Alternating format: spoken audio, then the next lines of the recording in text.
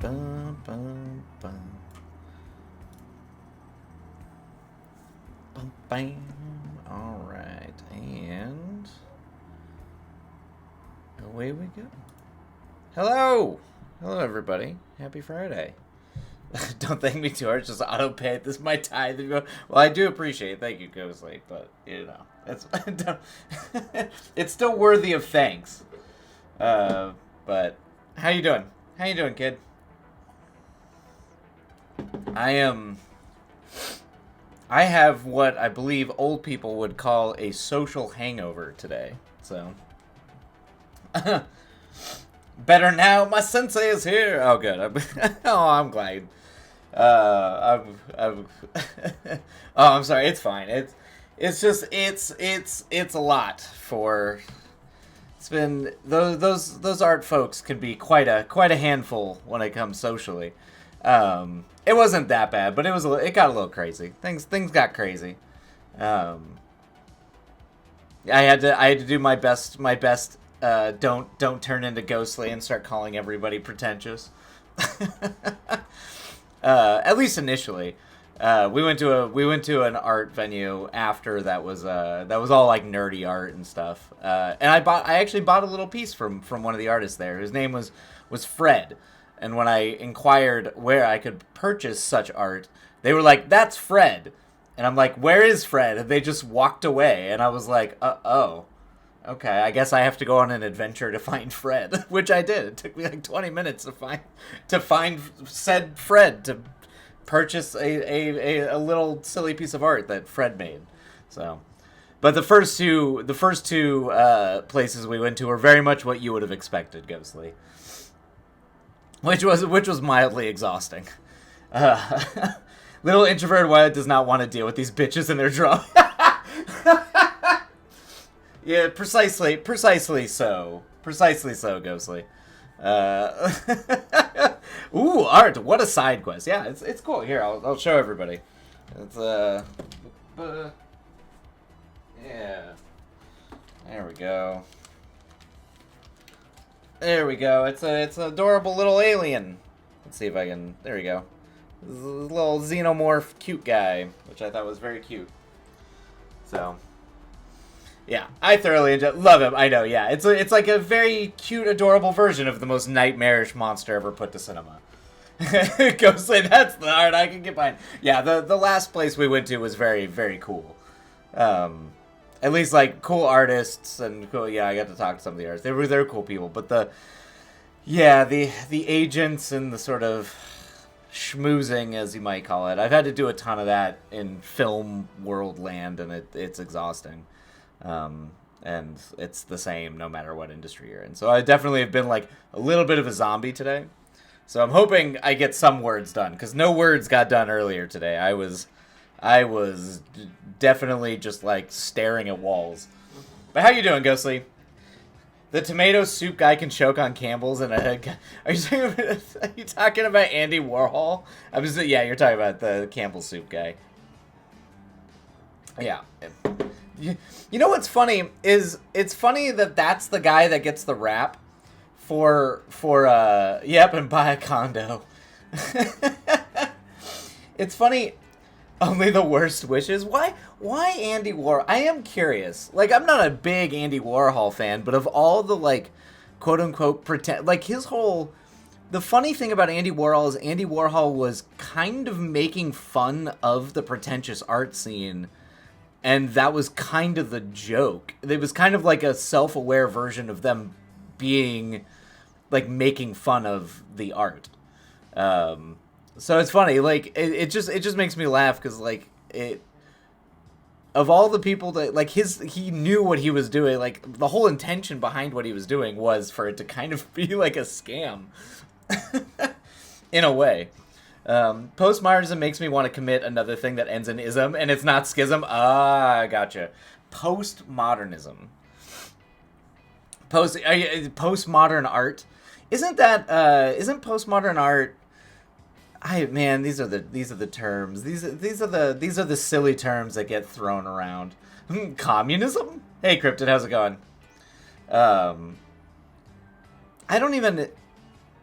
I I don't even know if I know what postmodern means, like what people think they mean when they talk about postmodernism, or who are considered the postmodernists. But like art, art is kind of a weird thing because nonsense art that was just supposed to be like meaningless, abstract craziness. That's like Dadaist art from World War I, where it was kind of meant to be that. So functionally, the problem with a lot of modern art and art scenes is that it's essentially an excuse for rich people to spend lots of money. And art has kind of always had that problem, which is too bad. It becomes, at least the stuff that gets like touted as being famous, becomes less about what it said about its community. I mean, there's exceptions, obviously, like Frida. But it says less about like its community and kind of what it's trying to express, and becomes more about like it becomes more about a way for capital to move and exploit itself. So, anyway.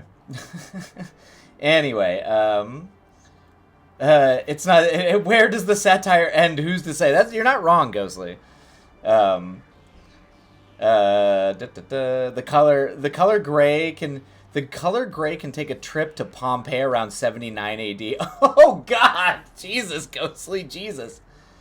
Hi, Cryptid. Oh, no, I figured you were gonna... I'm actually shocked to see you here, Cryptid. I figured you had deadlines to hit. Yep, you won't be here too long. Wrapping deadline with a migraine. Ugh, I hope you feel better, Cryptid. I'm sorry. Of course. But yes, please go get your work done and go take a break. Alright? Definitely do not prolong anything that aggravates the migraine. I will mercilessly end any wrongdoers welcome in your place who come in. Thank you. Yes, Ghostly. It's up to you now, Ghostly. This is my break, you nerd.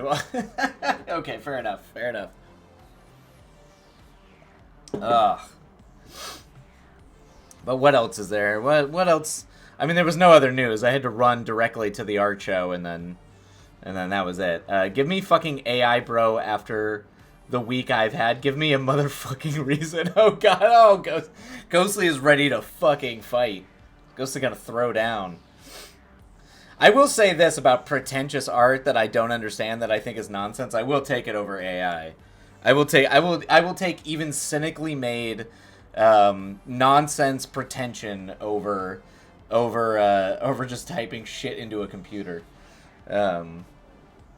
Watch AI become the next major... I mean, it kind of already is, but watch it become the next major art movement. Yeah, that's pretty much the only reason, Ghostly. At least it was a person who did it. And they had a motive behind it. At least there was an intention in the work of art that they created, even if the intention was cynical and stupid. It's at least a person. I have until sprint starts, and I am... you are two of the pages. Hey, Google, play it Burn It Down by AWOL Nation. Exactly. Well, sorry you've had a rough week, kid, but hopefully your camera comes soon next week, so at least you can start messing around with it next week. People can be stupid, but at least they're people. Yeah, see, that's key. That is key. Also, the Andy Warhol Banana is on, like, one of my favorite records of all time, so I can't... And it is a peelable banana, which I always found very funny.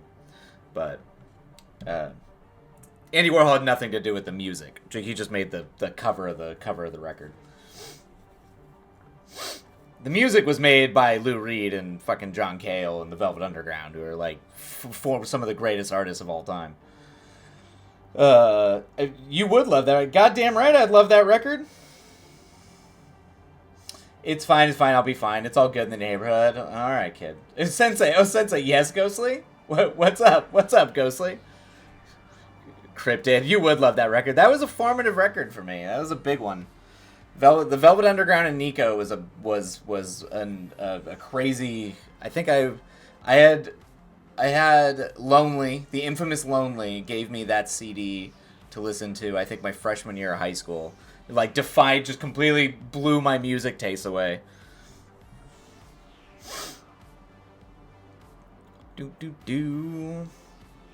Sensei, oh Sensei. Yes, yeah, what's up, Ghostly? Oh, man.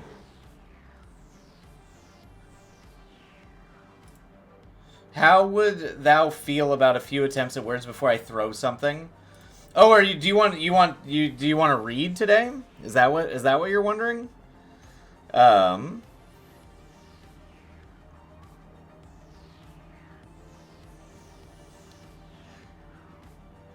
You're gonna throw something at Twilight. That's Ghostly's gonna throw. Ghost is gonna throw a banana at me. Yeah, that's fine. I mean, my voice is a little. My voice is kind of not doing great, but I don't. If you want, I do need to do some words today. So there at least has to be. We at least have to do that. But I can read. I might not have 2 sprints worth of reading in me, but I can at least do read for a sprint if you want. What are you throwing my way? Is this your apocalypse?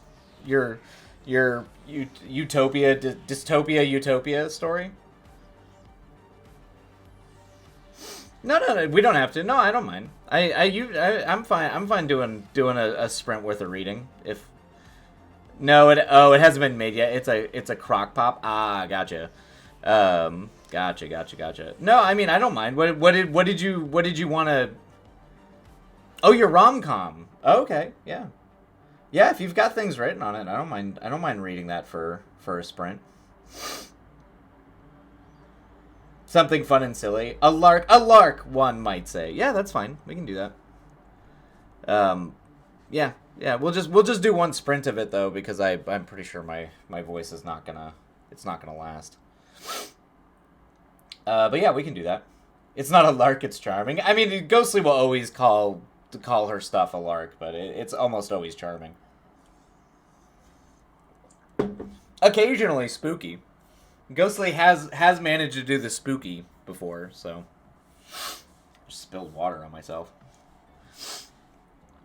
I think it would fit into one sprint well enough. Oh, okay. Yeah, if it fits into one sprint, that's fine. That makes it easier. I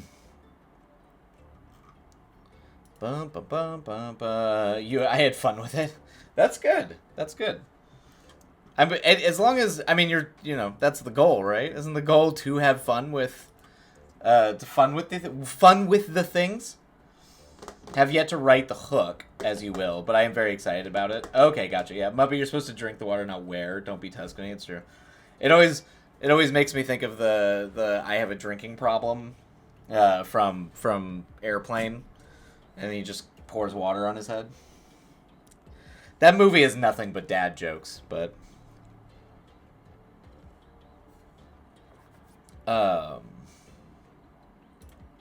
You have yet. So is it that you're just writing in the middle of it? Then I'm assuming you haven't written the beginning or the main hook, so to speak. It is, but it's goddamn delight. The trick is, it starts as you would expect. Then the instigating incident is a fucking ninja killing guy. Oh hell yeah, hell yes. Okay, it's the beginning. I mean, that's badass. How is that not a hook, Ghostly? What are you talking about? It's about a ninja shows up. A ninja shows up and kills somebody? That's... Good lord. I don't know if anybody's ever seen, I don't know if anyone's ever has seen a Speed Racer, but that makes me think of... Oh my god, was that a ninja? More like a nanja. Sad what passes for a ninja these days. That happens in a future chapter. Oh, gotcha. Oh, I see. Okay. Yeah.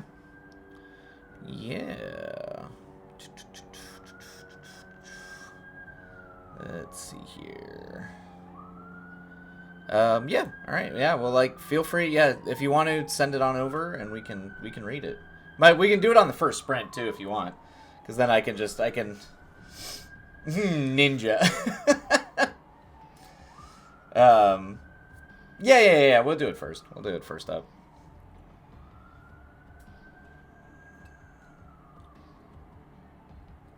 Are you not ready? Well, we can do it. We can do it after Ghostly. I mostly just don't want to interrupt it, so I'd rather do it up front and then move to words. Then you can recover. Yeah, exactly. Green tea and honey. Oh, you need to export. Okay, yeah. Yeah, I'm just Jesus. My voices. I was talking too much.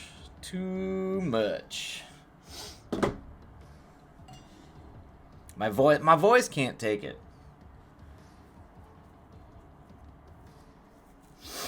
Bum, bum, bum, bum, bum, bum. Okay, cool. So that's what we'll do then. So for everybody out there, we'll go ahead and read Ghostly's thing first up, and then we'll dive into sprints for the second. I also need to get that cannon thing on the Discord. I just have not done that yet. That might have to be a thing I do later over the weekend. I was gonna try to do that today, but because you had to do art gallery chit chat, probably. Yeah. It was a long night. It was a long night. So your voice is fried? Yes. Yeah, pretty much. Voice is fried, and then I had a bunch of I had to do a bunch of talking earlier today, so for work stuff, and had a doctor's appointment I had to go to and go talk to them, so it was a whole thing. So yeah. Hopefully no long nights this weekend. Rest, please. Not that I'm aware of, at least. I don't think anything's going on. I think everyone's kind of getting ready for either the holidays or everyone's getting like last minute work right now. So, which is partially what I was doing, is trying to drum up work. Drum up more work by filming interviews and making artists look cool, I guess. But it involved a lot more socializing than I was prepared for.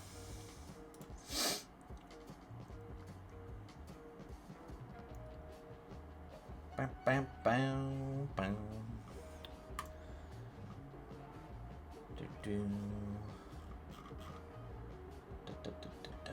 Bam, bam. There we go.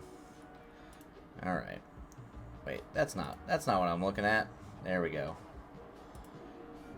All right. Done. Sent. Did it. All right. Perfect. There we go. Okay. I like the title. Okay. I like the font, too. The title font. Do. Alright. Well done, kid. Sorry to keep you waiting. No, you're all good. Okay.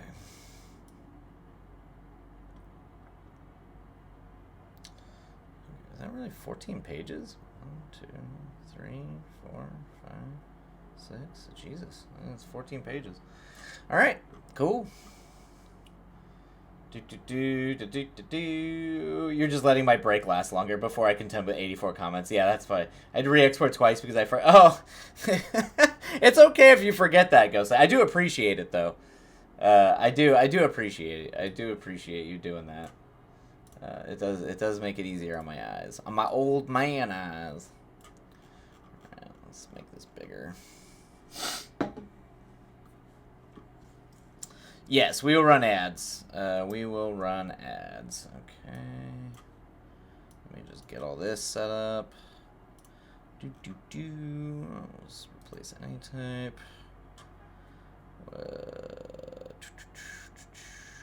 Properties. Window capture. What do I want?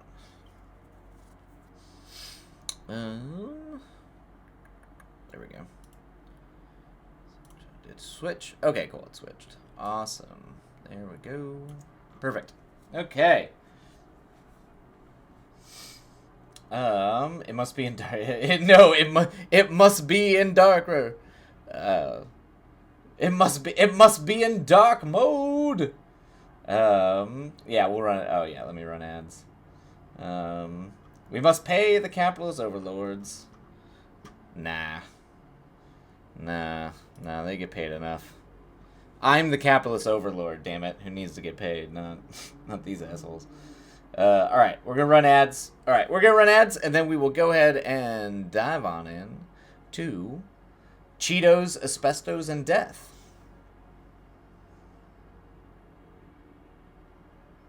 Yeah, we have to pay you now? You're right, right. Yep, all the torque coins. All the torque coins. Um, all the torque coins. Wait, what, Ghostly? What?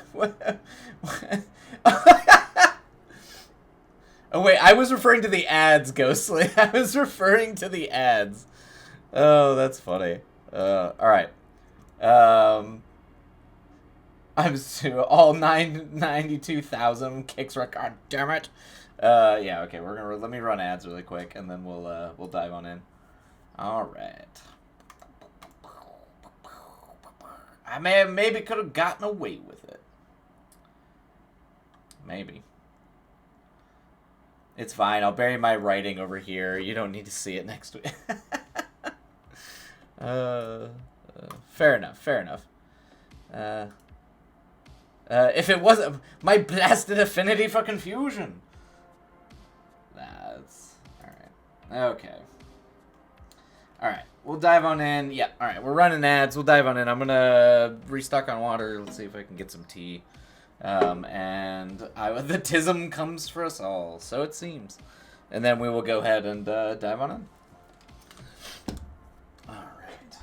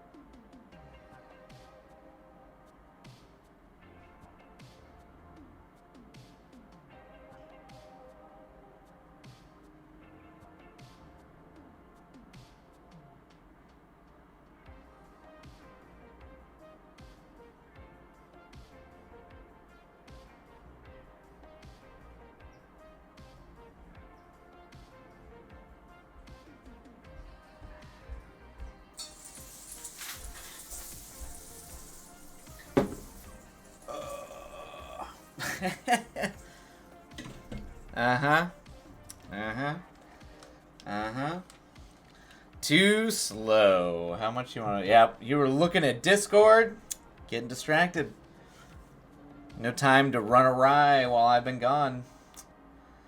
Even I must... I think Cryptid follows up. Oh, hey, I'm off to work. There you go. There you go. Alright. And breaks up at 26. This actually probably works out alright. Just read this and I'll... We'll see if we get to 3 sprints. We might only do 2. Might be 1 reading sprint, 1 writing sprint. We'll see. Good luck, Cryptid. Good luck. You got this, Cryptid. But yes, please, definitely rest when you're done. Don't further aggravate the migraine more than already has been. All right. Have a lovely stream. Think of me fondly. If I will probably be working very, very late. Ugh, I'm sorry, Cryptid. I know that life, though. Boy, do I know it. Yeah. Well, yeah. Most of my work, I'm just punting my work to tomorrow. So most of my shit's gonna have to wait till tomorrow because I can already tell the will has left me. We will confer in your place and for we'll concur in your place and for your memory. Exactly. All right. Okay. Let's see here. Alright, we'll go ahead and bring the music down a little bit. We'll go ahead and dive on in and read. Thanks, Ramchild. Love you both. Till next time, banishes. Vanished off into the ether. All right, let us dive in. All right, for everybody who is writing, feel free to mute as I read. But we will start our first sprint and explore Ghostly's new story. Happy riding, everybody. All right. Okay, Ghostly. Okay, Ghostly. Here we go. Ba-bam. All right. Cheetos, asbestos, and death. Asbestos and death. It's a good title. I love that title. All right, Chapter 1. Robin was on his third cup of coffee that morning, and he still found his blinks growing longer between email responses. He rubbed his side in a silent apology to his kidney as he cracked open a 5-hour energy and poured it into into the room temperature mug. Ugh. It was a putrid and frankly revolting brew, but he couldn't bother to feel shame. It wasn't the first time he had committed this sin, and likely wouldn't be the last. Desperate times call for unthinkable measures sometimes. Oh God, we're off to a rough start. I feel real bad for Robin already. The office chair no one else wanted squealed under him as he leaned back, running a hand down his face. He scrubbed his stubble, an anxious habit that often ended in raw palms. His eyes were on the 17th email of the morning, and it wasn't even 8:30. Ugh. Man, office life. The light of the monitor stung his eyes. His retina still not recovered from the unblinking stare into his laptop until 4 a.m. Even with the seedling of a migraine, he didn't regret it. He had made serious progress, allowing him to humor the idea that he might actually be able to finish it on time. Oh, okay. He has goals. With a deep breath and light slap to the face, he rolled back up to his desk. Just lock in. He took an unflinching sip of his godforsaken potion. He was a man in the trenches. Talking to yourself already? Damn. I owe Amy Taco Bell. Robin didn't have to look up. He could sense Devin's presence over the cubicle divider beside him. He smiled and sighed, placing bets on when my sandy's gonna slip again. For shame. Devin's chin rested on the divider as his severed hand looked down to Robin. The divider as his severed head. Oh, gotcha. Sorry. Devin's chin rested on the divider as his severed head looked down to Robin, hunched over his desk. It can be a very lucrative racket. He looked him up and down for a moment. You look more dead than usual. How late were you working on that event proposal? Ugh. 4 something, I think. Robin allowed himself a moment of respite, letting his eyes close and his back to arch over the chair. A.M.? Holy shit, Bashar. Bashar? Holy shit, Bashar. Devin breathed. It's the grind of the lowly dev. He slipped his glasses down his nose, his fingers feeling out the ridges of his eye sockets. Devin shook his head in a mixture of disbelief and pride. He took a bite of a hidden cheese stick behind the cubicle wall. You actually managed to finish this proposal? You actually managed to finish this proposal. I will personally tackle Tim and lock him in a closet so you can get at Mr. Big Boss. There's some ghostly energy there. That's nice. A weary smile tugged at the corner of Robin's lip. I might need you to. It's going to be a gauntlet getting past him. Just get yourself a Canadian off Craigslist. Devin muffled through the unstrung cheese. All Nazis are scared of Canadians. What? What is that supposed to be? I will personally tackle Tim and lock him in a closet. That's very much good. That feels very good. That feels very ghostly energy to me.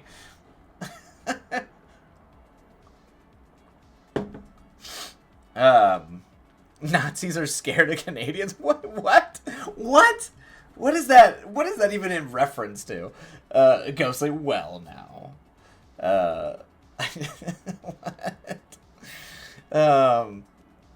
They are World War II. I was like, just Canadians, not like the Allies. I didn't realize it was specifically Canadians. Not the.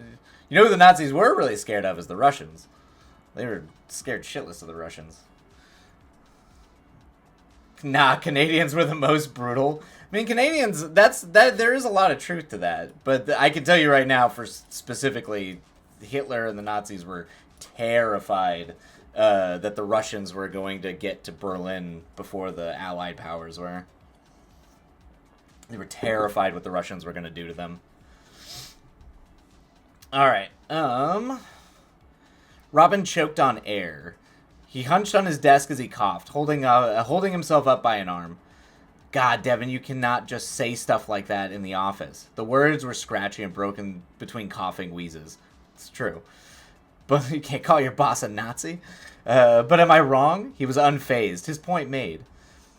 He do have a point, though. Tim's a neo-Nazi, no doubt. Courtney piped up from the other cubicle wall across it. This is going to become an office. An entire office thing. Courtney piped up from the other cubicle wall across from Devin, where she had also popped up her head. She blew a bubble with that mint gum she was always chewing. Holy shit. Okay, yes. But can you not say it in my cubicle? Robin's head was on a swivel between them. Tim hates me enough already. He gets when people are calling him a Nazi. I will be blamed and my career ended.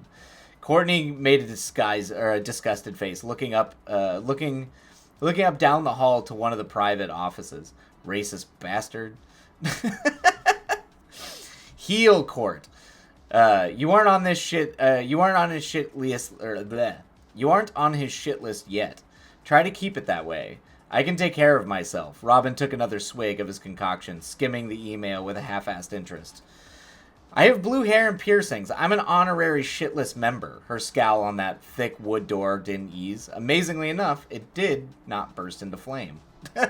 Jesus, Ghostly. If a scowl could actually cause fire. If only. I was like, this boss, you were really hyping up this boss being just the worst person imaginable. Yeah, right, Ghostly, if only. I do like that you're, like, really, really hyping him up. Like, I have blue hair and piercings. That is some old school, old time boss nonsense. I don't think I've had, like, well, I guess offices probably do have dress codes, but, you know. I haven't heard anyone get flagged for anything like that since I was in high school or early college. So that's like real mean boss behavior. Hey, let's all try to count our blessings here. He's not in charge of hiring. Devin took another bite of his cheese. Nice. Only none of us would be here if he was. Yeah, obviously none of us would be here if he was, Courtney sniped. Speak for yourself. I'm an unremarkable white guy. I would have been fine. Devin spun the remaining half of his cheese stick like a lasso. Watching the wrapper flap. Oh, this Devin. The direction you're... The detail by which you're having him play with this stupid cheese stick is fantastic, Ghostly. Just like his entire personality I see is being described by the way he keeps eating his cheese stick. Robin sighed, accepting he wasn't getting any work done with Statler and Waldorf over him. He pushed his chair away from the desk and leaned back, looking at the both of them. I'm thinking I had to have done something to him inadvertently. Like, I don't know, cut him off in traffic or some shit. This vendetta can't just be skin deep. Thank you, Devin and his cheese. Yes, Ghostly, Devin and his cheese. Great. This vendetta can't just be skin deep. He loves Kali, and she's darker than me for fuck's sake. Robin's eyes went absent-mindedly focused on the little promotional pictures of the characters from the video game Rika that neatly lined his cubicle walls. Nice. Bashar, we're not actively at war with India. That bastard is selective racist. Oh, Jesus. That's funny. That bastard is selective racist. Devin waved the now empty wrapper at him. He's just this guy with his hands just. Robin's lips thinned like he wanted to argue, but he knew he had an argument. He knew Devin wasn't wrong. He's just a dick, Rob. It doesn't have to make sense. He doesn't have to have a reason. Courtney gave him a sympathetic look, her hands draping over the divider. Robin sighed and ran a hand back through his curls. Yeah, I know. I just wish there was more reason to it than being from the Middle East. Like, if you're gonna hate me, at least let it be from a character flaw. That's the damn problem, wildly flailed Devin's rapper. This rapper. Ghostly, you're milking this rapper and this cheese stick for all it's worth. That's the damn problem, wildly flailed Devin's rapper. You've been here. I die on this hill. Exactly, kid. Yeah, exactly, Ghostly. You've been here for a year and a half, longer than any of us other desk slaves. And Vic still got promoted before you. You have a fucking marketing degree. You should be running this shit, not the coffee. You have the cred and experience, arguably more than Tim's bitch ass. It's Tim's bitch ass. It's stupid you've barely. It's stupid you're barely more than a paid intern. Courtney threw her hands up the air, her cheeks flushed with her mounting anger. Robin took a breath. He pulled his wireframes off his face to clean them with his shirt, even though they were spotless. He didn't like the attention. He found that too many eyes on him made him feel like an ant under a magnifying glass. I fucking feel that, Robin. He somehow didn't like the pity even more. He knew it was more akin to injustice rage, but he didn't like it directed at him. His eyes hid behind a flap of curls that fell with his head tilted. It allowed him somewhat of an umbrella between him and their eyes. Nice. Nice. This is really... I like this, Ghostly. This is... I know you're writing a funny little thing here, but I do like when you go internal like this. You do have you're very good at it's why I think you'd also be very good doing like character work and film as well, because you're very I'm a big fan of when things are directed and like in terms of embodied, the way that your physicality moves, expressing internal insecurities or emotions like this, like essentially externalizing what's inside. That's like one of the biggest things you can do as a filmmaker, but you do it in prose really well too, where you can kind of give him a motion of like essentially like, I know that you're hiding behind your bangs. Thank you. Character work. Ghostly. Yeah, character work. You're good at characters. You're good at characters. But that is a big thing in film too. Like these are the little moments that like can dictate, like can really make subtle performance work. But your prose does it really effectively as well, and you don't linger there too, which is good. His eyes hid behind the flap of curls that fell with his head tilted. It allowed him somewhat of an umbrella between him and their eyes. It'll be fine. I'm going to finish this damn proposal and somehow present it to the branch manager. This was the closest Robin ever got to manifest. That's funny. That's a really funny line, Ghostly. This was the closest Robin ever got to manifesting. His words tinged with a hope he was equally ready to be squashed. That's the attitude, Tiger. Devin pointed at him with his flappy wrapper. You really are dying on that hill.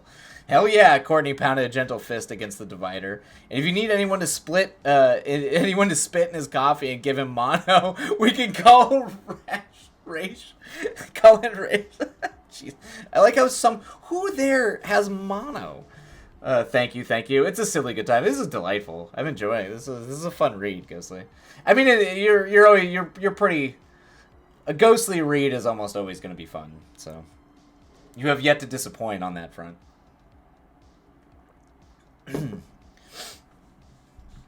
Devin and Courtney seemed content enough with that declaration and moseyed off back into their own spaces. Robin let his body melt into the chair, his hand finding its way back to his beard as it always did. He looked at his computer screen. Shiroko's smirking face staring back at him, her ice shard spears floating around her, ready to be shot at an opponent, a shot that never missed. Nice.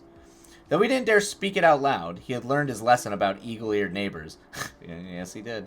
He wished he could have a shred of Shirioko's aim, because he couldn't ignore the sinking feeling that he was going to miss. Ah, that's nice. Nice, Ghostly. Nice little end to your mid-chapter break. Mm-hmm. Setting it up. Look at you, setting it up with a little bit of a cliffhanger. Nice. Nice.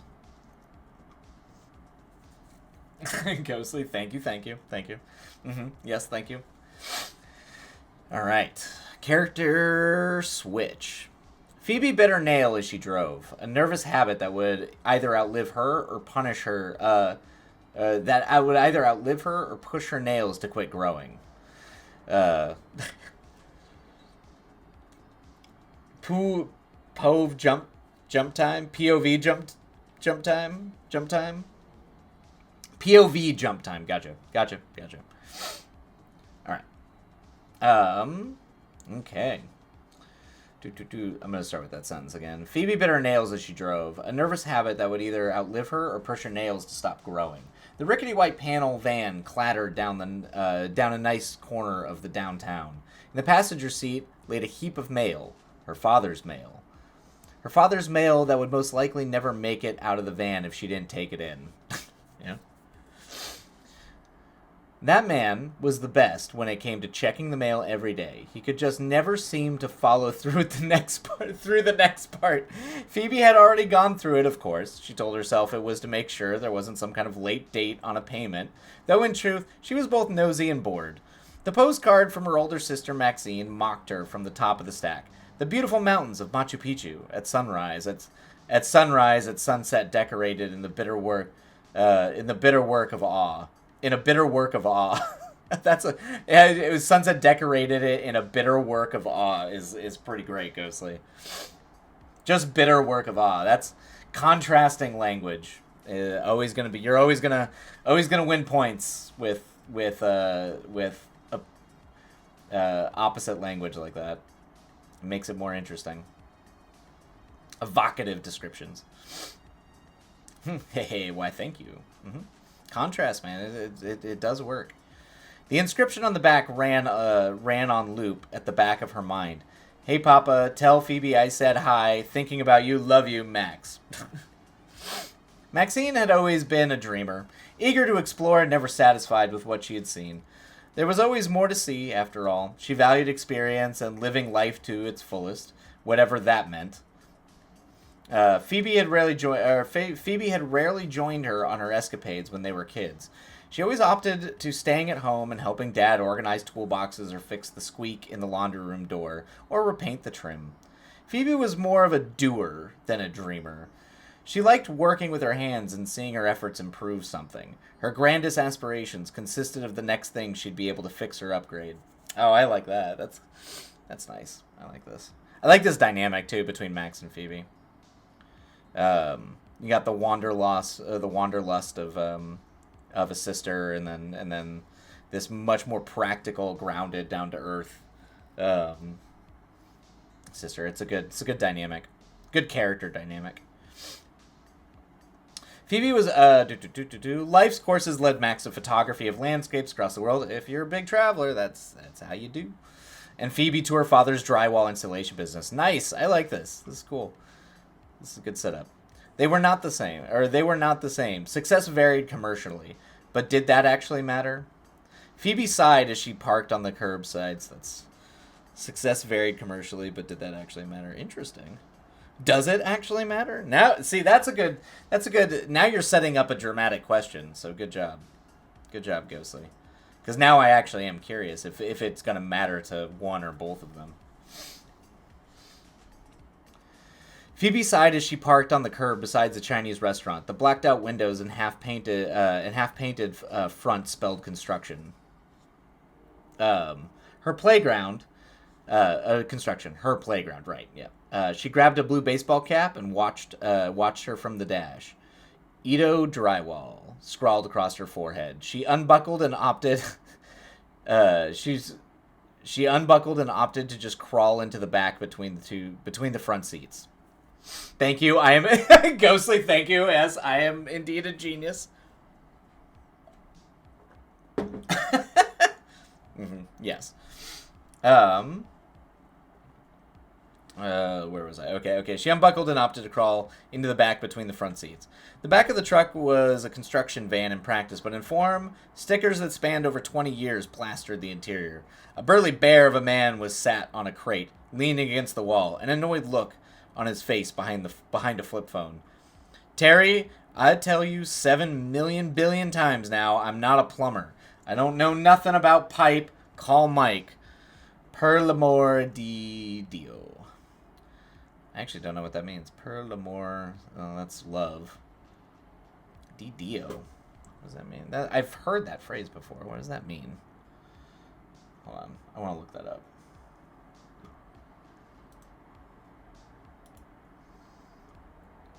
Because I'm assuming that's a famous phrase. Oh, Lord. Here comes the Google.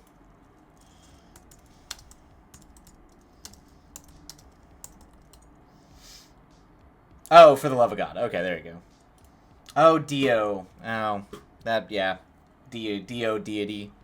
Ah, I should have gotten that.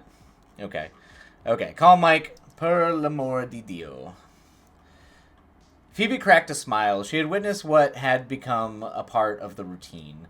For some reason, Terry couldn't comprehend drywall, and plumbing weren't in the same job description. She started gathering her supplies, arranging the canvas pockets that hung from her belt. It was muscle memory that was about as familiar as brushing her teeth. She was in the prelude of her element. She heard her father sigh behind her before boasting something in Italian and snapping his phone shut. Ah, there we go. I was going to ask if they were Catholics.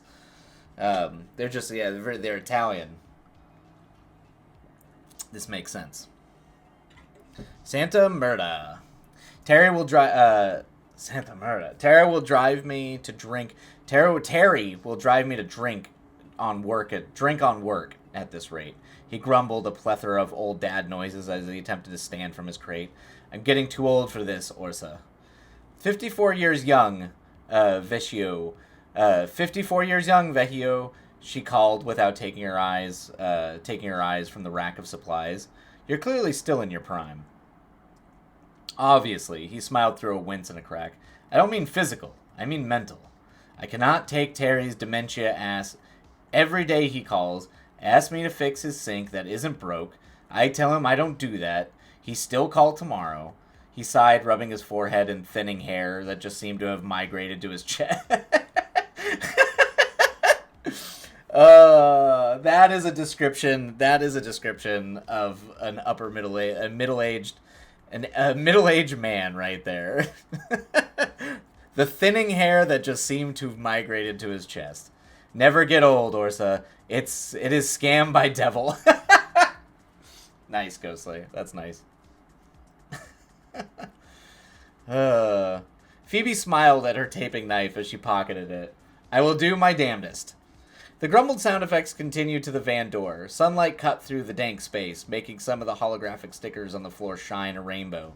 Phoebe looked over her shoulder to watch her father struggle the step down to the pavement, taking in the early morning downtown Starbucks smog. Oh my God. What a description. The early morning downtown Starbucks smog air. Okay, what? Oh God. That is a description, Ghostly. Good Lord.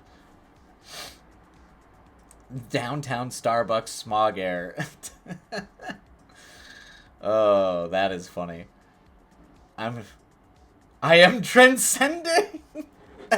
Wait, were you the one who told me once you had lived for a while in Seattle? Is that true? Or did I make that up? That at one point, or that you had been to Seattle? Because I feel like that's a way that you decide, okay. I was going to say, like, let's see, because obviously Starbucks starting in Seattle, but that feels like, for some reason, it just feels like you're slapping some shade to Seattle. Okay, you've been to Seattle countless times. Okay, yeah. Yeah, I don't know. It just that just reeked of some like shade at Seattle for as far as I could tell. Also, given that Starbucks is Seattle coffee, I'm going to check out the site. Make sure the Sparky Monfrado assholes aren't dragging feet in way. You okay getting tools? Yeah, I got it, Papa. She nodded, loading up. By the time she had properly started, her father had managed to hobble inside and disappear. Phoebe let her efficiency wane for a moment as her thoughts wandered from Maxine to Ricky, her younger brother, the artist and performer. Depending on who you ask, there would sometimes be a struggling as a header to his title. Feel that. Ricky had this tendency of coming into money and washing out of it in record time. Ooh, especially if he's a musician too. That tracks. Where it all went, no one could say. Probably not even Ricky. But regardless of season of wealth, his only consistency was inconsistency. Nice. 1 month he's staying in a homeless shelter, or he's staying in a homeless shelter in downtown Chicago. The next he's in an apartment in upstate New York. He's touched the stage of Broadway 1 year, then the next couldn't get toothpaste ad, and then the next month was the lead in a production on a cruise ship. Phoebe hadn't heard from her brother in a few months, and she couldn't help but wonder if it was because he was too busy drinking martinis with Lin-Manuel Miranda, or if he currently could not afford a cell phone plan, or literally anything in between. That's If he was anyone else, she would worry. But it was Ricky, and Ricky possessed something. Maybe it was luck. Maybe the strongest guardian of all the pantheons. But no matter what perils he faced, things worked out for him. That is an incredible character description, Ghostly. Well done. Well done. Just no notes. Her thoughts of Ricky were interrupted by a hollow knock on the side of the van. On the street side. It traveled down the side until it stopped by the back door. A dark-complexioned, freckled-faced grin peeked around the corner.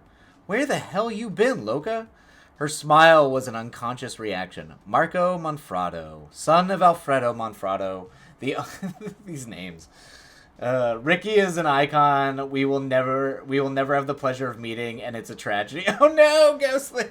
We never get to meet Ricky! You've hyped Ricky up so much. No. Yeah, it's fine. That's for the sequel. You can make a sequel, right? You can make a sequel. A story all about Ricky. Life according to Ricky. Yeah. That's exactly how I respond when certain people ask me about sequels or other things, or maybe returning characters. Yeah. I get it. Keep reading. Okay, all right. You're on the clock. The only other... Okay, her smile was an unconscious reaction. Marco Manfrotto, son of Alfredo Manfrotto. Manfrotto. The only other Italian-owned trade company in the area... Manfrotto Electrics. In looks, he always looked after his mother. His tone more akin to her Latin blood. But what he lacked in looks to the name Manfrotto, he always made up for in Italiano bravado. He put one booted foot up on the back bumper of the van, grinning up to her with all teeth. "I've only been seeing the scrawny white kid with your dad recently. Here I thought you'd given up on the drywall dreams." Phoebe smirked and shook her head, spinning her knife with expert confidence. Dexter's only filled in for me twice. You either aren't paying enough attention to notice me, or you're paying a little too much attention to Dex. Oh, nice. Marco laughed, stepping up into the van. The floor shifted down slightly under the added weight. "Please, if I was going to pay attention to a man, it certainly wouldn't be a blonde. I like white women, Phoebes, not men.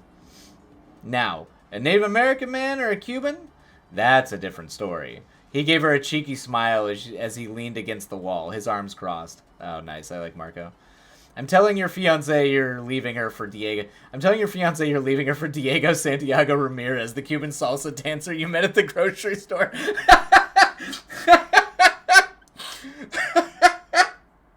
Oh, that's funny. Oh, shit, that is funny.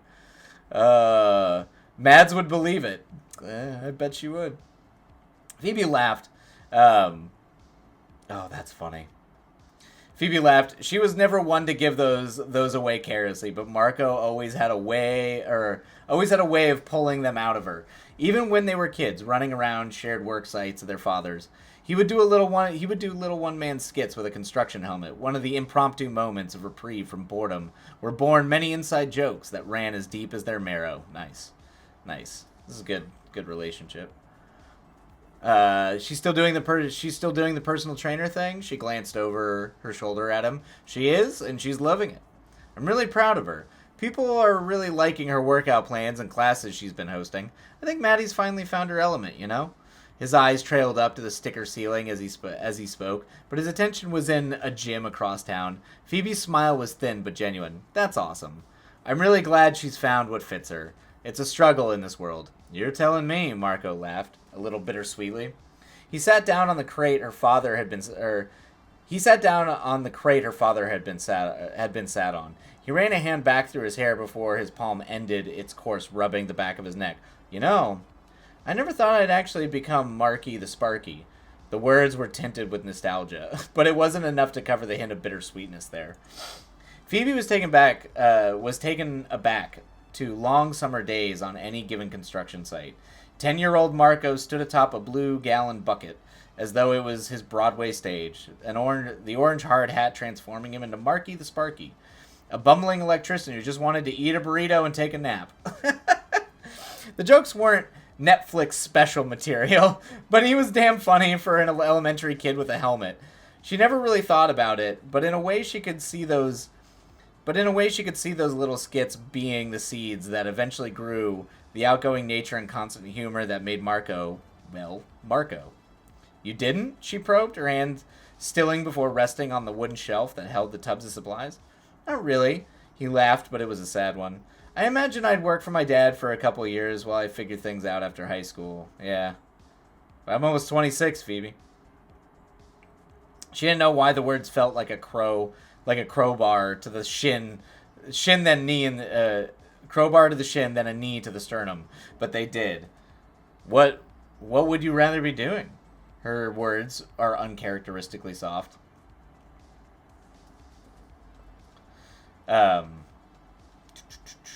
Honestly, she could feel his eyes through the back of her cap. I would love to do something with comedy. Like stand-up. Tell me I couldn't rock some dive bar around the corner with my Spa-Talian jokes. That's great. Despite the foreign pit of despair that her heart was becoming, she laughed. You'd be the next Fluffy. Okay, sorry, there we go. Despite a foreign pit of despair that her heart was becoming, she laughed. You'd be the next Fluffy. Hold on now, let's not go crazy.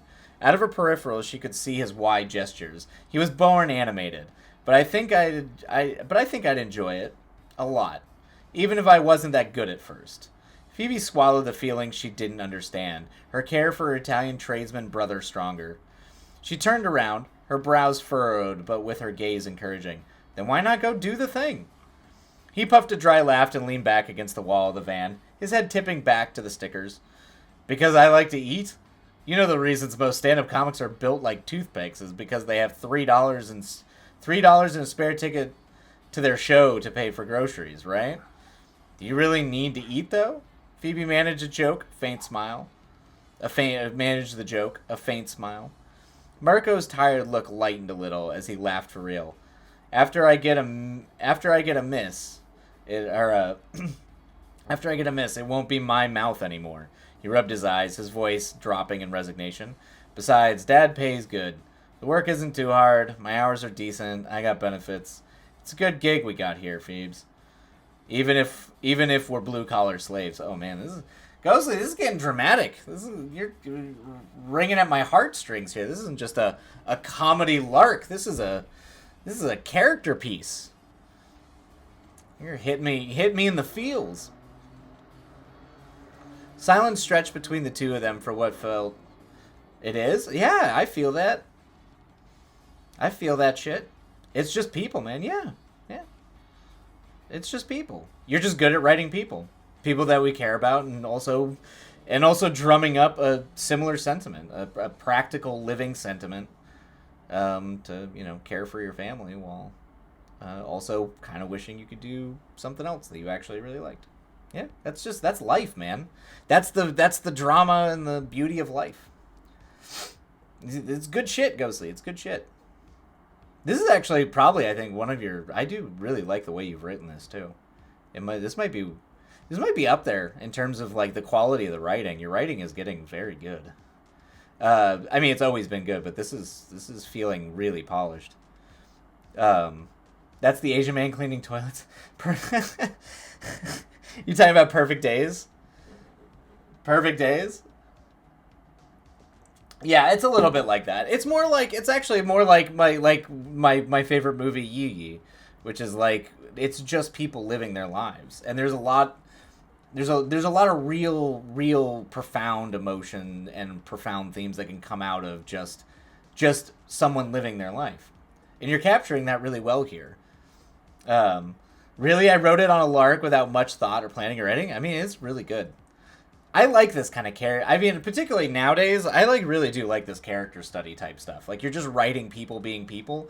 That's, I mean, if you think about it, Ghostly, that's kind of what makes people like some of the greatest writers of all time. I mean, that's James Joyce, Ulysses. I mean, that's all these guys did is just write people being people, and oftentimes it ends up becoming more than the sum of its parts. So you might not seem like you're doing a lot here, but it's working. You're capturing a mood and a feeling and emotion, and compelling characters that are just simply existing. Um, that's not an easy thing to do for a lot of people. Phoebe took a breath and adjusted her tool belt. Oh wait, you ever think of doing something else? Marco broke the silence with a quiet question. Phoebe took a breath and adjusted her tool belt. Not really, she admitted. Like you said, it's good gigs we got. Yeah. Marco nodded at the ground as he took a step back towards the open back of the van. Hey, maybe sometime between gigs we can get all the contract bros together and I can try a little crowd work. I'm sure they'd appreciate my construction humor. Marco managed to smile as though finding happiness in a consolation prize. Phoebe met his eyes over the side of her shoulder. She found it in her to return his smile. As long as I get to sit in the front row. I'll save you a seat with Maddie. Best seats in the backyard. He gave her a little mock salute as he stepped backwards out of the van. Phoebe smiled and shook her head. Go finish your shit before my dad blows a gasket, Sparky. Always so damn bossy. He grumbled under his breath. See you, Phoebes. Don't work too hard. You get paid by the hour. He shot her a cheeky wink before disappearing around the van towards the Chinese place. Phoebe smiled faintly as her shoulders deflated. She closed her eyes and allowed her forehead to rest against the self. Rest against the self. She swallowed the unfamiliar but quickly acquainted feeling of inadequacy in her chest. Now was not the time. Oh man, get a grip, Phoebe. She mumbled to herself, taking a deep breath before pushing herself off the shelf and turning to the light, beseeching her van outside. Just lock in. Ah, she's going through the same shit. I like this. And you brought it around too. Just lock in. Just both folks locking in with the plight. Although she likes her job, I like that it's a thing that she thinks she likes, or at least seems compelled that she likes. But clearly there is always dissatisfaction. Where are we at here? Okay, 10 of 14. Okay. Robin fell face first into his futon. The sun had gone down by the time he finally left the office. He was still wearing his collared work shirt, the print inspired by a character from Rika. It was toned down hues from Jin's iconic blue and red vest. It was crumpled and partially unbuttoned after the day he had. He took a deep breath of his pillow that still distantly smelled of his parents' house. He groaned as the microwave reminded him it no longer wanted his freezer burrito. It's good. His body hurt, his mind hurt, and on top of that stupid stroke of depression decided to kick him while he was down. I fucking get that. He buried his face in a little deeper, hoping to suffocate the doubts in his head, but they presided. It's not about the proposal being good. It's about you being who you are, and you can't change that. It was a bitter sentiment that he didn't want to believe, but his mind kept repeating it all the same. Yep, as it does. False beliefs. He rolled off the couch and crashed to the floor in a heap, looking up to his crumbling popcorn ceiling that made his eyes itch. You like your itches? You like your body itches. I like the phrase "eyes itch" too. That's evocative. That's a good evocative description, Ghostly. He grumbled a few curses under his breath before climbing to his feet with help from the coffee table. Like a zombie, he trudged into the kitchen, looking about as dead as he felt. He dumped the burrito in an old plastic Bugs Bunny plate. It was halfway to his mouth when he heard his phone ring from the living room. Robin froze in the middle of the kitchen, scratched up Looney Tunes' plate in one hand, half-cold burrito in the other. I swear to Sauron, if that's work, I'm going to have a Britney Spears... Oh, that's funny. Thank you. It's how I feel when I look at popcorn ceilings. I get that. As someone who has popcorn ceilings, it's disgusting. Okay, all right. Where are we at here? I guess we're almost done. Okay. We can finish this. I think we can finish this. We'll just read through the break. We'll just go ahead and read through the break. So, we'll go and start the down timer just to keep timer. But for everybody hanging out, we're just gonna wrap up reading Ghostly's thing. Since we're going a little long, but it's not enough to like really throw anything off here, I think. So, all right, yeah, let's just do this. Let's do this before we dive into our next ones. Okay, I do love this. I swear to Sauron, if that's work, I'm gonna have a Britney Spears moment. He dropped the burrito and the plate onto the counter, for some reason separately, which does defeat the purpose of the plate. But whatever. That's good. I'm not okay. So this is a secret about like some of the writing I like. I like Ghostly's. I do like asides, like snarky, clever asides. Herman Melville does this all the time in Moby Dick and various other like some of the short stories he does. Not quite as like sassy as the but whatever, but he'll use common parlance that he's writing in as an aside, as though he's like doing his own commentary on the description. So you're getting the natural description and then kind of your sass like. His own sassy commentary. So I'm a big fan of that. I'm a big fan of that. Because it's partially like in the character's headspace, but it's a little bit of the writer coming through. He stomped back into the living room, giving zero shits and walking over. I do my best to do it sparingly, but I love that flavor. I'm a big fan of it. It's actually where a lot of my favorite lines from Moby Dick come from. It's also why the novel itself is very funny. But it can rub certain people the wrong way. So it's kind of, it's a taste thing. But the more confident you get in terms of how you actually approach it, I mean, it's definitely a thing you can overdo too much. But it kind of depends on how you eventually want to have your writing present itself. So that's I think gonna be a thing that you figure out how much you want to do that. Okay. All right, let's dive in. He stomped back in the living room, giving zero shits and walking over the coffee table to fall cross-legged to the futon where his phone buzzed. He was about to boil over. He was at some kind of limit. He didn't know which limit or what would happen if he passed it, but he knew he was at some kind of tipping point. This is a really good way to describe having like a breakdown. Particularly when you don't actually have like the lingo to describe it. That's good. Because some of the anxiety sometimes comes out of the fact that you have no idea what is happening and like inside your own brain, but something bad is happening. He picked up his phone ready to lose something, but the caller ID made him pause, then made him step back onto solid ground. Hey, Mom. Hi, Rashi. A very excited voice greeted him, as though this was the highlight of her day. Aw, Mom. Are you busy? No. I just got home a while ago. Robin sunk into the couch as he let go of his anger. His words slowed and softened in her presence. His mother always had a way of soothing his soul no matter the circumstance. How was work? Was that concern in her voice? It was good. I got to spend a lot of time on that project I've been working on. It technically wasn't a lie. He had spent many hours on his event proposal, but they weren't in business hours. He also failed to mention the insurmountable mountain of work that it seemed his supervisor only added to daily. Mom didn't need to know how awful it was. She already suspected enough. That's wonderful, Rashad. I know it would be an amazing I know it will be an amazing presentation. You've always been a persuasive little mastermind. He could hear her smile, and it made him feel just a little better about the world. Aww. Yeah? He managed a faint smile on his own. His hand found his beard for a familiar motion. I remember being told no a whole lot. Well, yes, that's because I'm a mom. I'm mom, she said simply, as though that was an entire explanation. Robin sighed his endearment. His exhaustion was inescapable, but it was softened by her voice. How's everything going back home? Oh, you know, the old same. Your father is still working too much, the old goat, that old goat. Mira is going to have me in the loony bin any day now, but that's not new.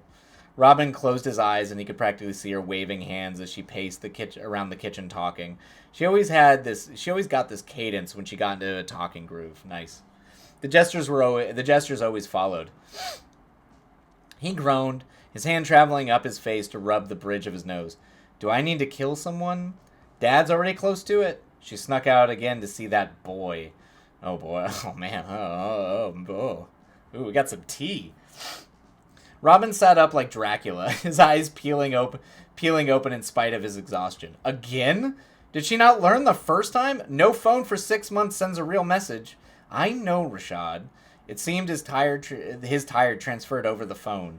Her voice dropped a bit, and he could imagine her leaning on the kitchen counter. We got some tea. Leaning on the counter. She's just in the phase. It will pass, and it will be fine. It's just a battle now. That's the kind of description a mother gives when they're convincing themselves versus, like, actually believing it. They're just trying to calm themselves down. I've literally heard my own mother talk this way. That's very funny. Robin stood with a sudden burst of enraged, concern, energy, unable to sit still anymore. It was quite the juxtaposition from 2 minutes previous. Still, I never snuck out when I was 17. Oh my god.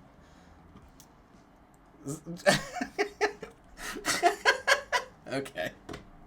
Yeah. I got some snuck out when I was 7. I never snuck out when I was 17.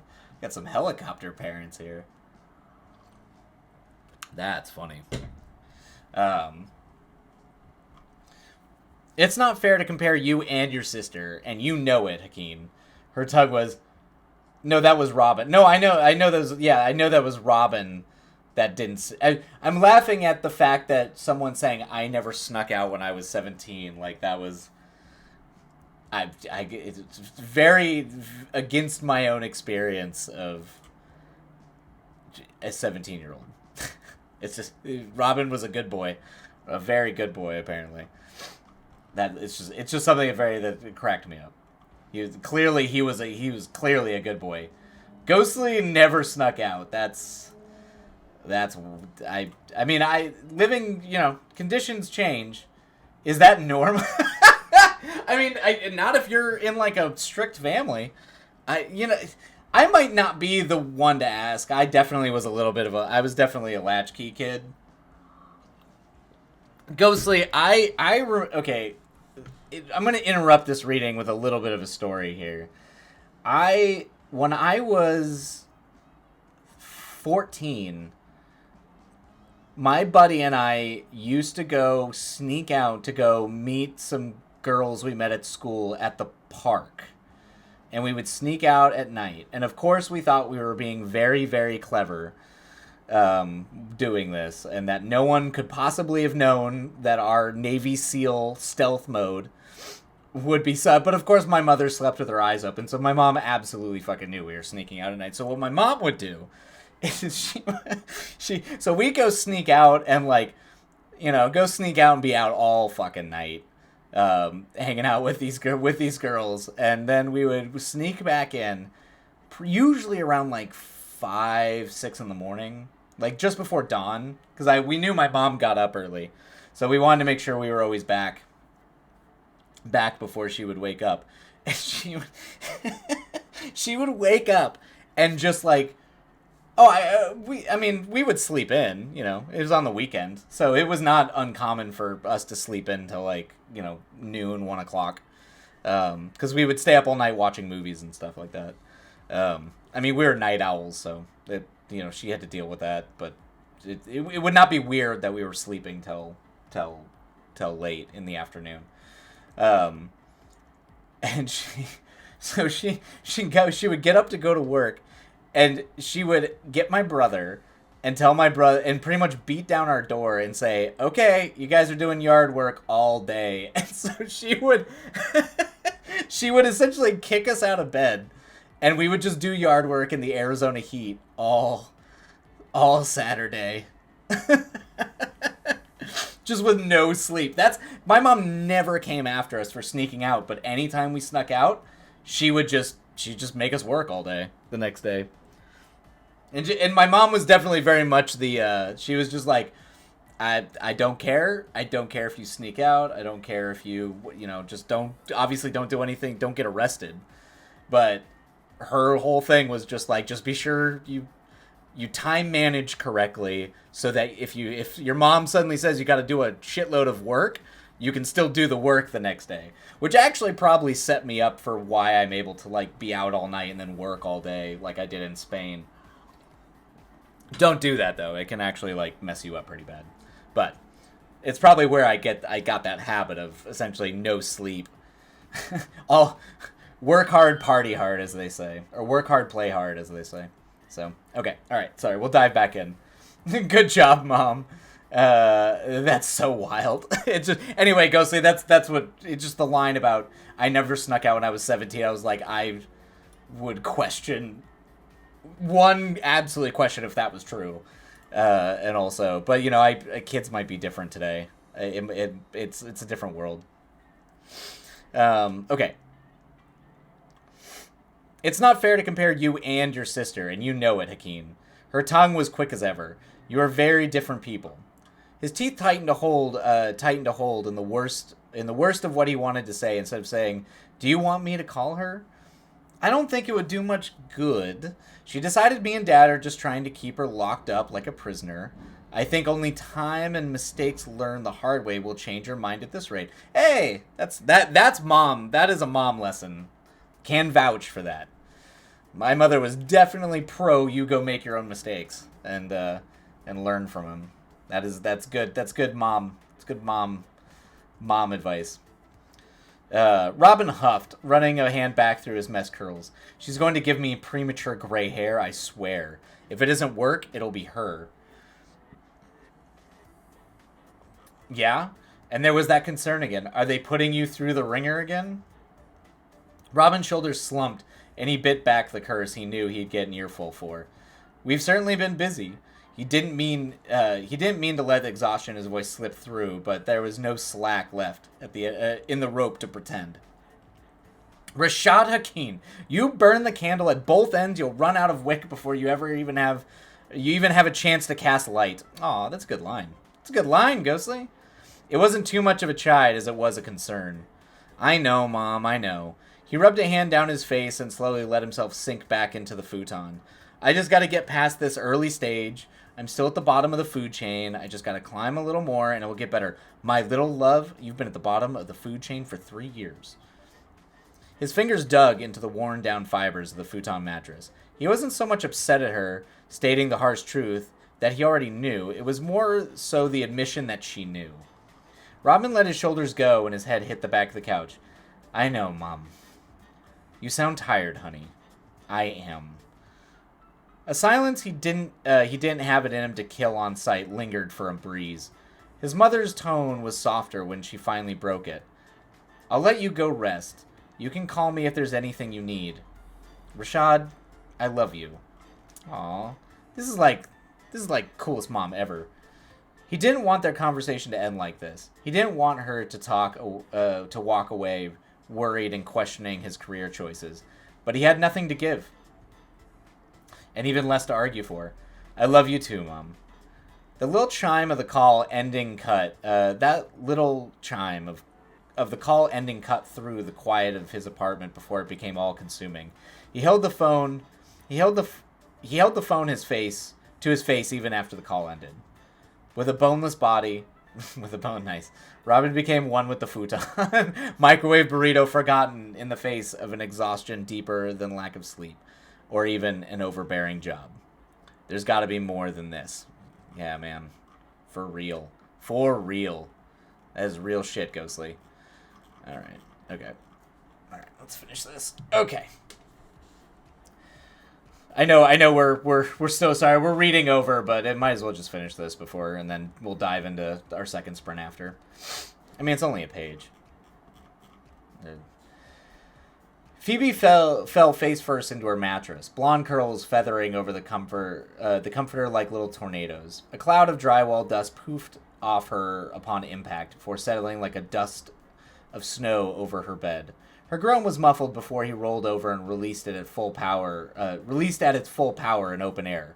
Her popcorn ceiling was still blue from when she had Papa paint it when she was in second grade.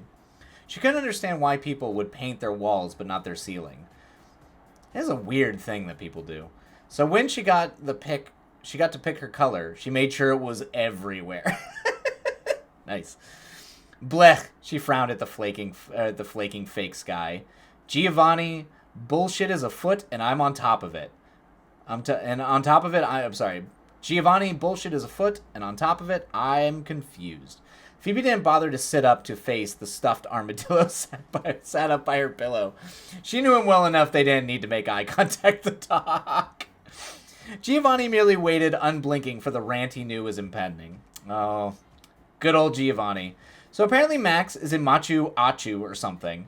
We got a postcard from her with a picture of these really pretty mountains, and which I'm sure is one of the things she's taking pictures of. But whatever. Max has always been a dreamer who can't stay in one spot for long. She's weird, and that's fine, right? Well then, I was talking to Marco, and he told me he didn't want to be an electrician anymore. Can you believe it? Phoebe propped herself up on her elbows, curls dusted with drywall hanging in front of her face. Giovanni didn't let his shock show in his mask-stuffed face, but no, he couldn't believe it. Oh, this is great. This is fucking delightful. I love this. I love this goddamn armadillo. And the idea of someone talking to a taxidermied animal. Fantastic.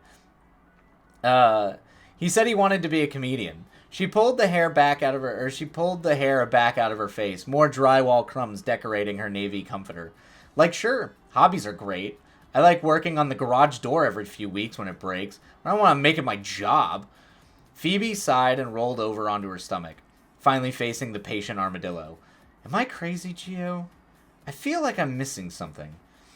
She sighed, her eyes falling to her fingers that were thoughtlessly smoothing the wrinkles out of her comforter. I don't really want to do anything else. I don't love drywall or anything, but it's a good job.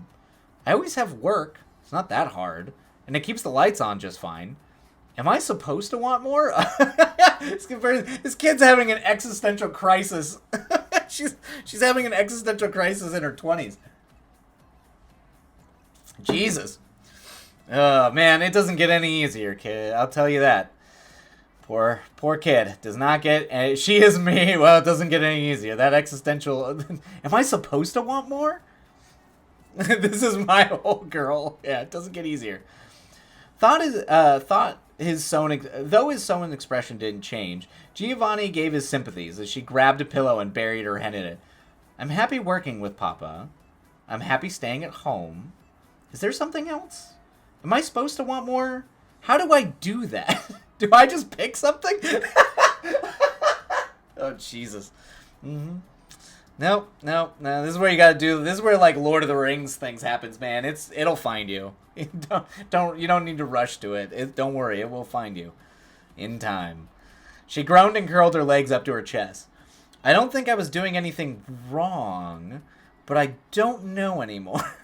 Am I supposed to want more, Giovanni? Her face left the pillow to meet his beady black eyes. And her endless disappointment. He spoke no answers. The mysterious armadillo. This is where it becomes very zen. Only in the armadillo's silence will you find the answers. Realize you knew the answer the whole time. She closed her eyes and spoke a quiet wish to whoever was listening. I wish I didn't feel so alone like this. Oof. Ooh. I like this. I like this a lot. Yep. Hitting to the core of it, Ghostly. Hitting to the core. You went from existential questioning of everything you're supposed to be doing in life, and then finally hitting with the gut punch of, I'm not sure what I want, but I don't like feeling, I wish I didn't feel alone. It's real shit. This is honestly, Ghostly. This is probably one of the smoothest reads from you. I think it's probably your best written, just from a pure technical standpoint that I've read of yours. Yeah, it's rom-comming.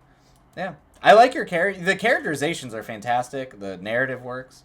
Yeah, it's clean. It really is clean. I don't know how much you've edited this, but it really does. It's your character descriptions. Yeah, your character descriptions are solid. Their motivations are great. I mean, we all know I like my hangout movies. I mean, that's kind of what you're doing. I mean, I've talked before about how rom-coms are just hangout movies with a added sort of an elevated romantic angle. You know, they fixate on the romance, but it's just a hangout movie. So it gives you a really good opportunity to like do some really good character work, and you're doing a really good job describing these characters, kind of the problems that they're dealing with, and also adding some like dramatic narrative questioning to it. It's good shit. This is good shit, Ghostly. Haven't read too many things. I don't think I've read anything of yours I haven't liked, but I think that this definitely moves. This moves really well. This moves really well. I think, yeah, yeah. I no notes. I'm excited to see where it goes. I'm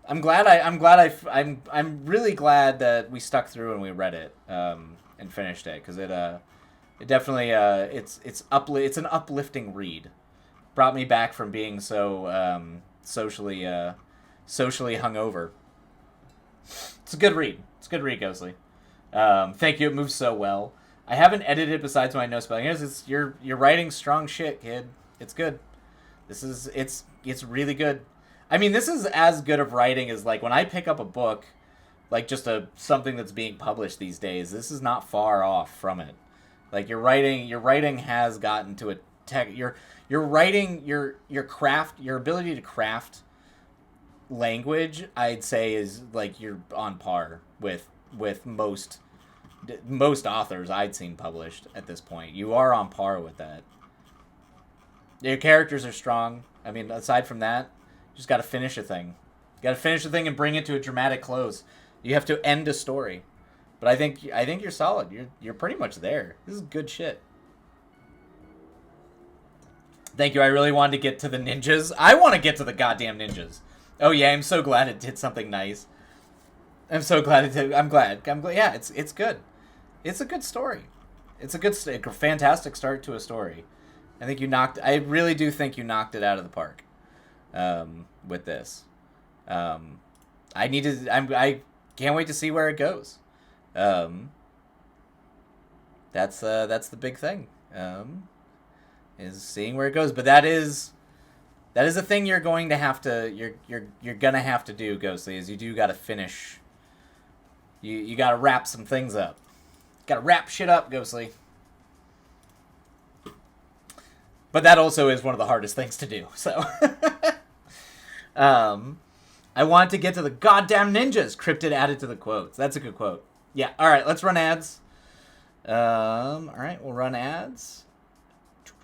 And then we'll go ahead and actually dive into a sprint, so you won't have to hear my voice just constantly going. But thanks for letting us read it, Ghostly. It's a really good time. I'm a big fan. I'm a big fan.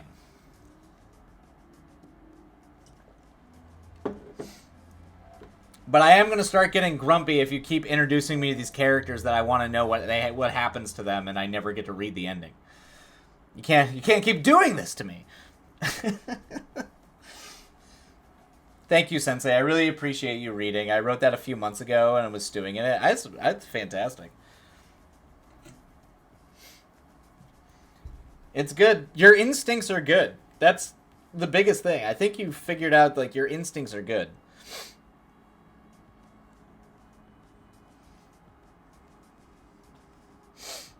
And some of your character descriptions are just profound, like fantastic, like really well done. You mean never finishing thing, or the cool characters that are mentioned but never seen? No, the finishing anything. Although it would be very funny if you just you leave the coolest characters as just off-screen references. But no. I meant more the not finishing anything.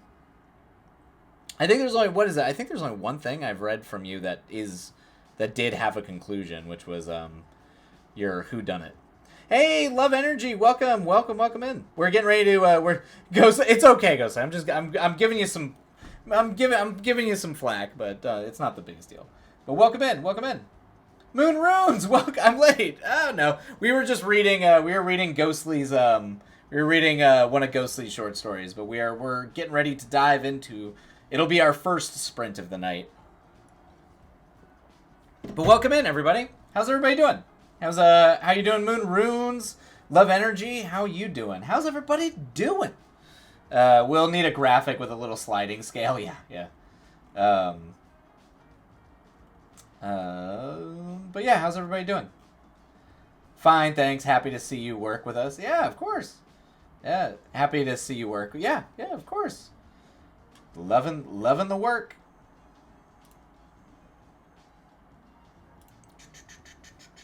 Act 2. Yep. We're doing Act 2. Moving into Act 2. That'll be where we're going.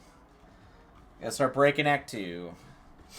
I have two. The problem is this is now the only thing I can work on stream, because the two other things are all NDA things I can't do on stream. So, I'm now limited to what I can actually work on. Hi, Moon Runes. I'm here, sort of, mostly lurking. Yes, yeah. Cryptid's got deadlines to hit, so we're all wishing Cryptid the best. I brought my iPad to work today and ended up writing 345 words on lunch. Oh shit, that's great, Moon Runes. Hell yeah. That's well done on lunch. That's the fact that you got any work done on lunch at work is a victory. That's huge. Yeah, for sure. Hey, Crypty. Deadlines of the migraine. Yep. Got to do life in hard mode 100%. Okay. Let me go ahead and actually, I'm going to step away. I'm going to get some more water. I got my tea. So I'm going to step away and get water, and then we'll dive into our first sprint.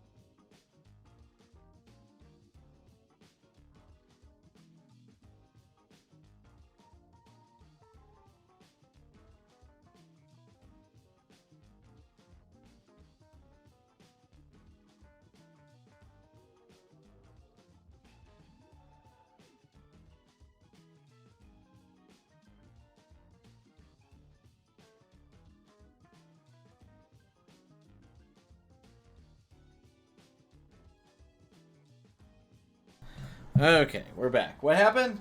Eggs? What? Ghostly, what? Eggs? Eggs? What happened? What happened with eggs? Let's see. Do you remember my idea? Write something about origin of mankind by water for human from ocean. I don't remember. Oh, first human, then from ocean. I don't. Maybe it's a good idea though. Let's see. Right. I was pleasantly surprised. First. Oh no, Ghostly's in charge. Not if you own 7 chickens. What is happening? Expensive form of vandalism, but go up. Oh god. Oh, Ghostly's trying to egg the stream. I gotcha. I follow. Yeah. See, this is why I just shouldn't even ask. I was gonna say you keep chickens. I don't, but there's still a point there. Is there a point? I don't even know. All right, let me switch over the tunes, and we'll go ahead and dive in to our first This will be our first writing sprint. I'm going to switch the music over, though. Where are we? I mean, I know I do have friends who keep chickens, so I do have access. Well, I do have access to eggs occasionally. All right, there we go. I might just think about Cheetos now. You got me excited. Oh well, I'm glad it got you excited. Go say it's good work. It really is. It's strong. It's good work. It's good work. What a sentence. What is that? Oh, about me being able to get eggs from chickens. Yeah, yeah, yeah. Eggs are good. All right. All right. I'll go ahead and start our tunes. There we go. No, what you said without context. Yeah, that is a good sentence. Yeah, just thinking about Cheetos. All right. Okay, everybody. Let me go ahead and get rid of that, and let's go ahead and dive on in to our sprint. Let's see. Bam. Okay. All right. Let's do it. All right. Happy writing, everybody. Good luck, and may the words treat you well.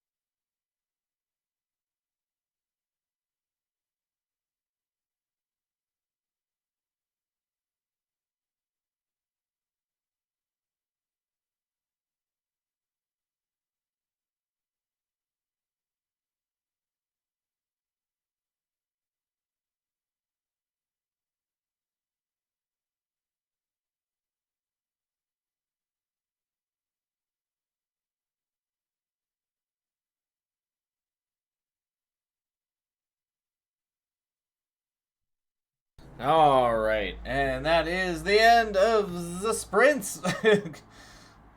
Or just burn the world, or just burn it all down, Ghostly. If things don't chill the hell out. Just burn it all to the ground. All right. Let's go and start the down timer. But hopefully it was a somewhat productive sprint for folks. That the words treated you well. Got a little bit done. It's definitely getting hung up plotting this thing out, trying to figure out exactly what I need to be happening, when I need it to be happening, and the sort of pacing of the whole thing. So, just message me if you need bail. Yep, we're there for bail. I did 40 of the 80 comments. Oh, shit. Well done, Cryptid. That's well done.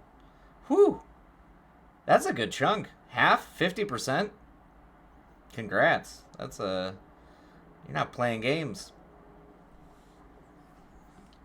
Time to go to sleep at 8:30 on a Friday night like a normal 20-year-old does. Yeah, it's okay to be tired. Don't give yourself too much flack for going to sleep early on a Friday night. No shame in that.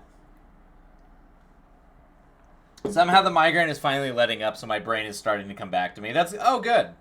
Good. I'm glad the migraine's easing up.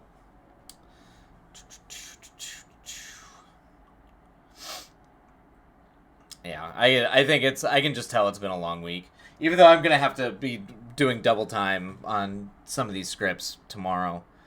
I'm definitely feeling it a little bit. I'm just working on it, but small progress. Rest when you need it, Ghost. Are you shocked? I've never snuck out. You should be shocked, and it's impressive. I would say that's very impressive of you, Ghostly. I mean, unless you got a good reason to sneak out. I mean, why would you unless you have a good reason, or unless you just want to raise hell? But I would not. Yeah. Moon Runes, I had many hopes to be doing stuff today, but now that I've sat, my age is catching up to me. Moon Runes, I feel that. I am struggling. I'm definitely I'm ready for the day and the week to be over. So I'm forcing myself to do one more sprint tonight instead of calling it early. So hopefully this next will be the last sprint of the night, but try to get a little bit more done, but I feel you, Moon Runes. I might go to bed here soon, too. Yeah, for real. Me too, because I already took all my meds. Yep, exactly. Girl, I like my bed. As I've gotten older, I definitely do man, I just want to be in my bed. It's comfy. Almost done with this peacock chasing. Oh, nice. Hell yeah, kids are asleep. You got this, Sensei. I'm going to go to sleep for the rest of you. Thanks, kid. Thanks, Ghostly. Ghostly's just gonna go ahead and sleep for all of us who can't. You sure maybe a snack or some tea? Yeah, we'll do it. We'll do it at the. Yeah, it'll be fine. I need to focus. I mean, sometimes you just gotta keep. You're exhausted, but you gotta keep going. And I do need to get these things done. We're at the end of the year. I got a lot of shit I need to get done because of the last couple months. That has gone to the wayside. Olive you. Night, Ghostly. Have a good night. Olive you too. I love the olive is funny. I enjoy that. And my mouse battery just said back in a flash. Yeah, go get it. I should be resting, but I have to get those done before trip tomorrow. Yeah, that's the thing. It's just life does not stop, but we'll get there. We will get there.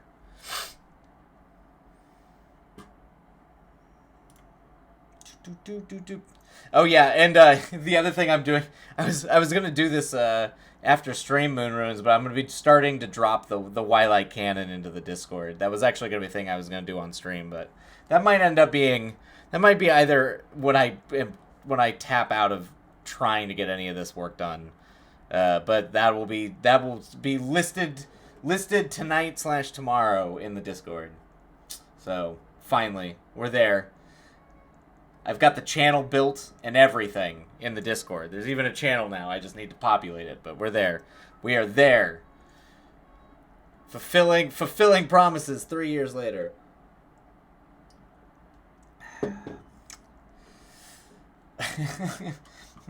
I killed... Cryptid, you killed a new... Wait, your mouse was a new battery? You killed a new battery? How'd you do that? I might be working too much. That's what that sounds like. Jesus. Yikes. What is this? What do these goddamn people want from me? Good lord. Alright. Alright. Yeah, I feel that. I no longer have... I have to do plug-in mouses now. I'm too tired of buying, AA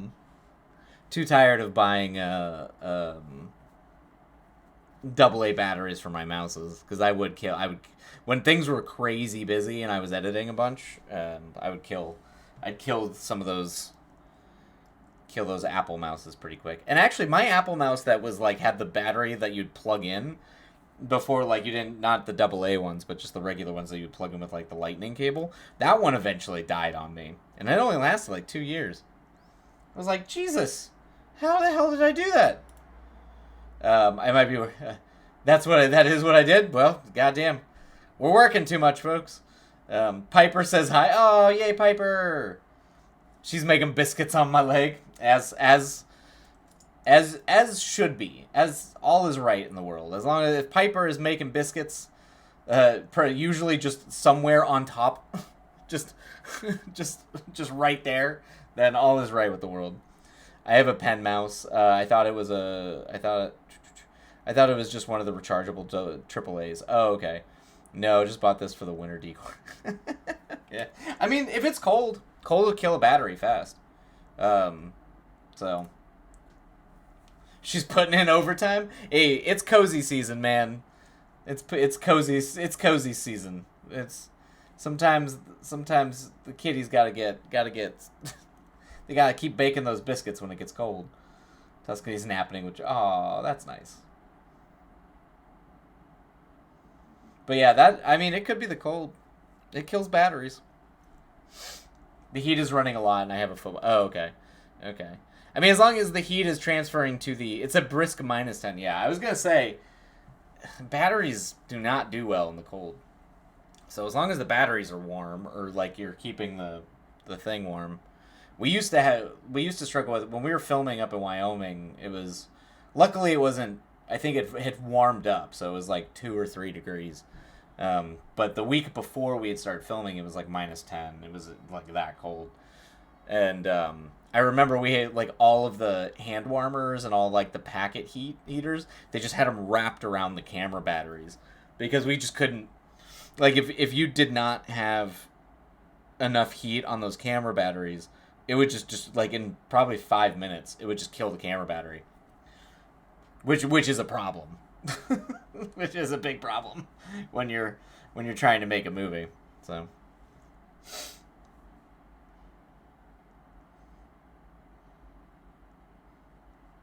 was that the building with heaters, some clown selling? I mean, it was everywhere. It was everywhere. That building, though, that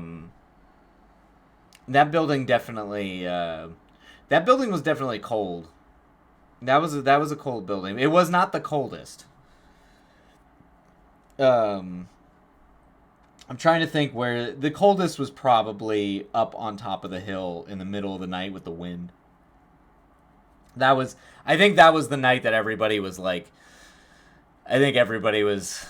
people were suffering. There was a lot of people living in and out of cars in that location, because it was right on the edge of the hill. It's where a lot of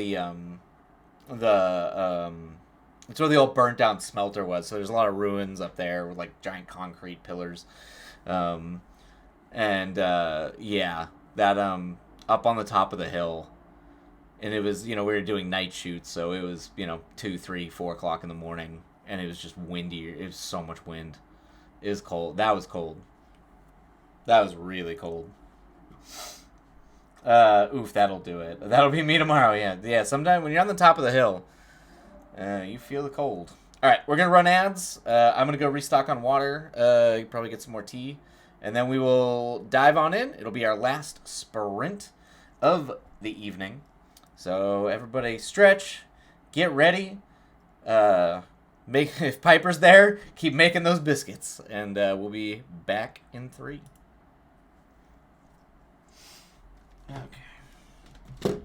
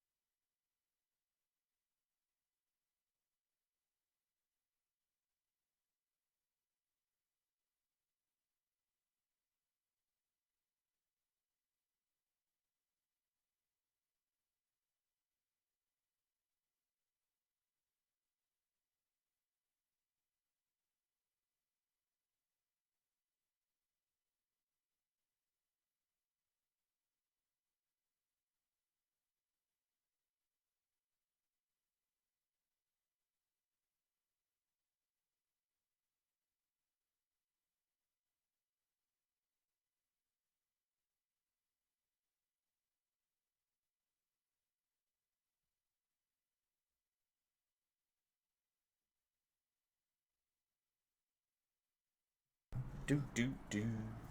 All right. Boom, boom. All right. Ad's almost done. Let's do it.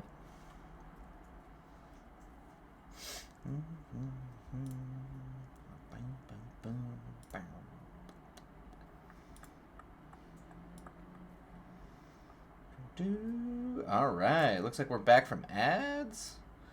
Excellent. Cool. All right, everybody. Why don't we dive on in? Last sprint of the week for me. But yeah, happy writing, everybody. Let's knock it out of the park. One more to go. Back once more unto the breaches. All right, happy writing, everybody, and we will see you on the other side.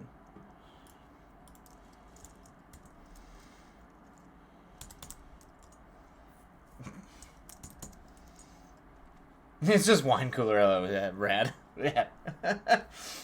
Hey, whatever works. Wine cooler is good. All right, happy writing, everybody.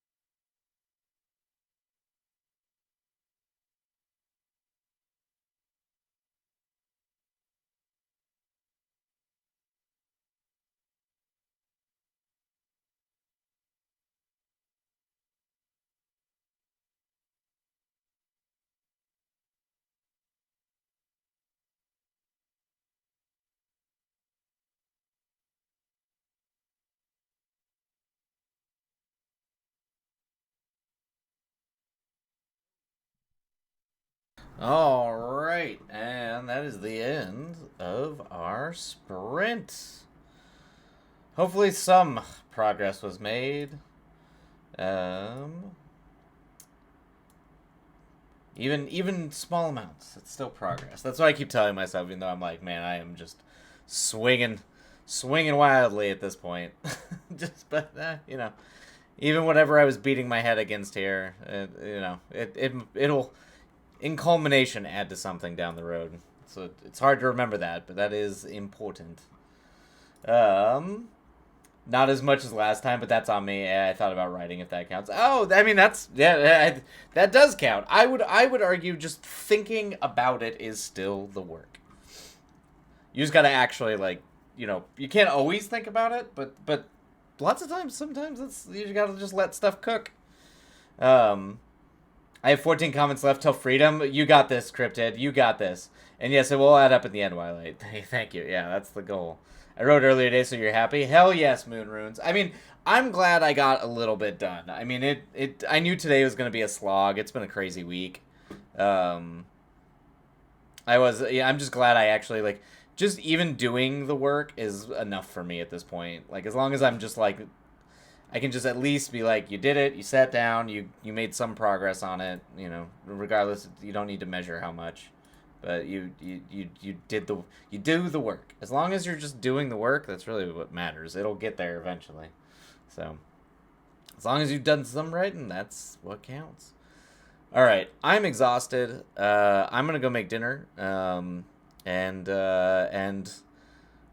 finally, maybe try to relax tonight. We'll see. So, for everybody else, you done good. You did good. Thanks, Moonrunes. Thanks.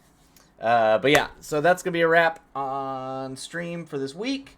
I hope everybody has a good weekend. I will post the Wildlight canon. I'll probably do the first post tonight with the early stuff, and I'll just keep adding over the weekend.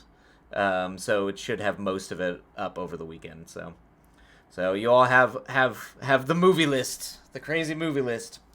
I'm gonna finish up the deadline and then ready for a trip. Hell yes. Good night, guys. Yes. All right.